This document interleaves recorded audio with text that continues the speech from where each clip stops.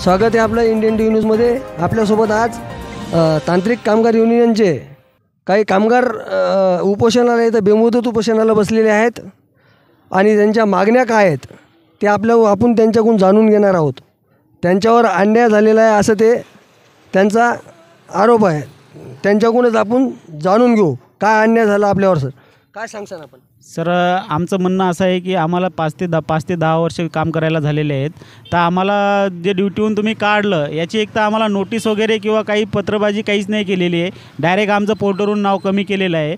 तर आमचं एकच म्हणणं आहे की जर तुम्हाला आम्हाला कमी करायचं असेल तर सिनियरिटीनुसार कमी करा। काही 2 महिने किंवा 1 वर्ष झालेले मुलं येतं त्यांना तुम्ही न कमी करता आम्हाला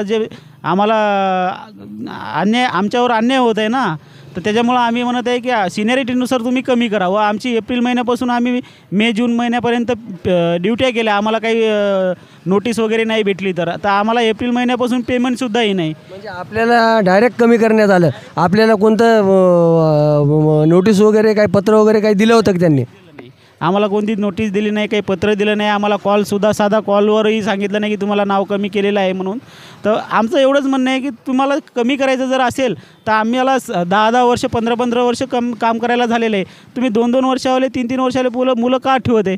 म्हणजे आम्ही जर 15-15 वर्ष काम करून की 10 वर्ष 15 वर्ष काम करून जर आम्हाला इथं उपासमारीची वेळ येते ना आमच्यावर, कारण की आम्ही तुम्हाला शासनाला 15 वर्ष काम करून देतो। कोरोनाच्या काळामध्ये आम्ही तर काम केलं आणि आम्हाला मग नंतर पुढचं काम करायला काही हेतूच नाही ना। आम्ही सिनियरिटीनुसार आमचं एवढंच म्हणणं आहे की सिनियरिटीनुसार तुम्ही कमी करा। त्यात जर आमचा नंबर येत असेल निघायचा तर आम्ही निघू ना।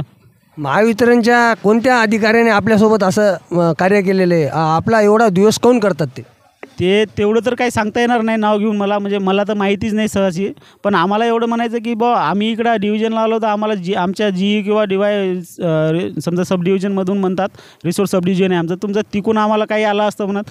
ठीक आहे, आम्ही त्यांना ते पण बोललं की तुम्हाला तिकून नाही आलं साहेब, पण तुम्ही सिनियरिटीनुसार काढा ना आम्हाला, आम्ही त्याच्यात राजी आहे हो म्हटलं।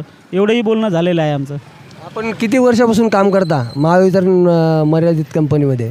मला झाले 7 ते 8 वर्ष, या माणसाला झाले 12 ते 13 वर्ष, याला झाले 7-8 वर्ष, यांना 2-4 वर्ष झाले, यांना 12-13 वर्ष झालेले आहेत।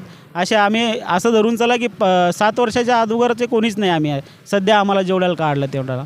तर आमचं हेच म्हणणं आहे। आणि बाकीचे जे काम करत आहेत काही ठिकाणी नवीन मुलं घेतलेले आहेत, फ्रेश मुलं घेतलेले आहेत, काही ठिकाणी 1 वर्ष किंवा 4 महिने झालेले किंवा 2 वर्ष झालेले मुलं आहेत ना। तुम्ही आम्हाला सांगा सिनियरिटीनुसार आम्ही दिले असते, पण आम्हाला तसं काही आम्हाला एक तर नोटीस नाही, काहीच नाही। तर आम्हाला एवढंच म्हणणं आहे की आम्हाला रुजू करून डबल पोर्टरवर नाव करून घ्या आणि आमची एप्रिल महिन्यापासून पेमेंट द्या, बस आमचं एवढंच हात जोडून विनंती आहे, बाकी काहीच। आपल्याला कोणते महावितरणचे कोणते अधिकारी वगैरे काही आले होते का आपल्यासोबत चर्चा करण्यासाठी?